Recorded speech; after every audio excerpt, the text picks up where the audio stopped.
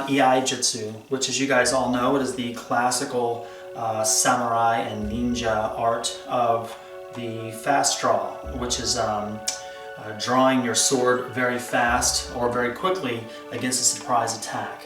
Now today we're not going to work with any of the classical Japanese swords. Today we're going to be working with concealed carry, any of the edged weapons that you guys would use for self-defense. Now I know this is odd to maybe some of the viewers that are watching this particular video, but in this school, the Budo, we train in these classical samurai and ninja martial arts, and we take these ancient principles and strategies and then try to utilize them in the world that we live now. So training with classical Japanese swordsmanship teaches us the lessons that we need and then take that and apply it to something that we're going to utilize today. So what we're going to be doing today is we're going to be working various drills. We're going to look at cut sets and look at what areas of the body do you want to cut if you are going to be using an edged weapon for self-defense. We're also going to be looking at various different ways of drawing the concealed weapon and getting in a ready position to use it. Many times people carry a weapon, but they don't actually have the skills to utilize it in a combative situation.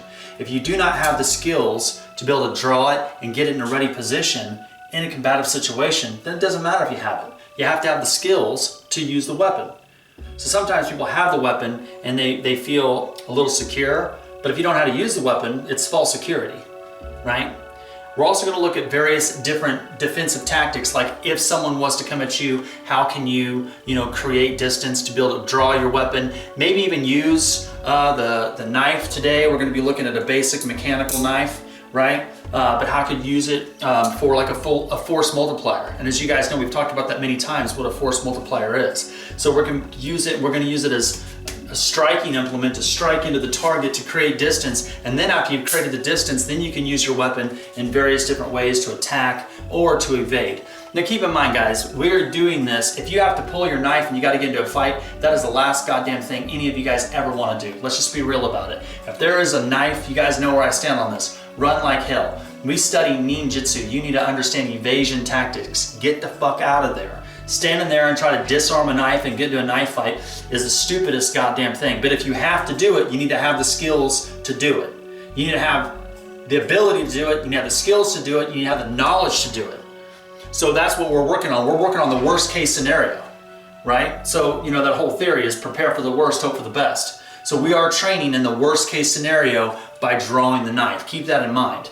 But if there's any chance in hell you can get out of that situation, get out of the situation. If there's any chance in hell while you're drawing your weapon, you can put some sort of barrier between you and the person that's trying to attack you, that's always good too. Put something, if you can look at the room, look at the element, if there's trees or trash cans or cars, or hell, even open a door and get the door between you. If there's something you can do to kind of shield you from the attacker, do that and then figure out a way to evade. But in last case situation where you have to draw your knife, then you need to have those skills as well. So today we're 100% looking at worst case scenario. At the Budo, as you guys all know, we study 7 ancient samurai and ninja martial arts, Koryu, and when you study these ancient martial arts, a lot of the techniques and strategies and philosophies and principles are based on the sword, right, or the tanto, right, of the samurai and ninja.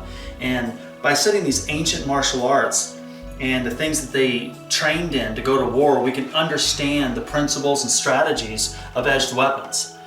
Now, you guys know I'm a firm believer when it comes to studying the ancient ways and taking that tradition and carry it into the next generation and giving that to the next generation. But I also feel that we have to train for just more than preserving history. We need to train to preserve our life.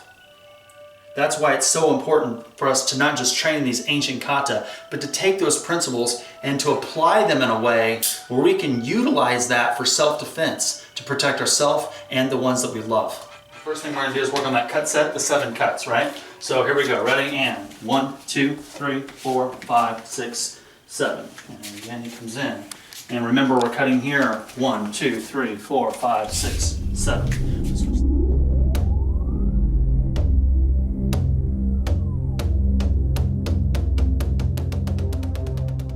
Now when we work gyakute, or the reverse grip, remember these 7, the way that you work those 7 cuts is like this. 1, 2, 3, 4, 5, 6, 7. Let's go on this side.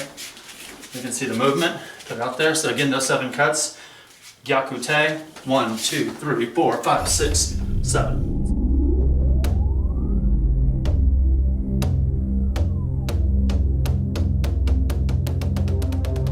This first drill, the knife is already out, it's in your hand. We're not gonna try to go pulling it like it's, you know, attached here. We're gonna do that drill in a second where you have to go pull it out and then, you know, execute the draw with the knife. Right now we're just gonna practice holding the knife and then stepping back using the left hand, right? If you're right-handed, use your left hand. If you're left-handed, use your right hand, right? But the drill that we're gonna run right now is using the left hand. Maybe someone's coming after you and you're just gonna kind of cross step back, that yoke roki, putting your hand up there and then flipping your knife. So the idea is we're gonna be here, and as you see the person coming at you, you just step back and then pull into this position. We're gonna practice that motion first, just holding like that and then pulling out, right? Okay. And then from there we can take more approach towards other drills. But right now, just you see something coming and then you're getting in position, okay?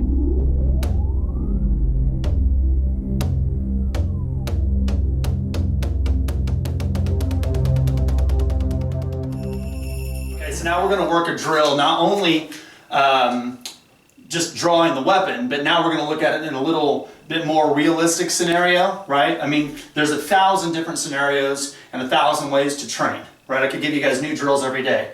But the purpose of training is to try to cover as many things as possible and submerge yourself into the training. So today we're going to look at just kind of a simple threat.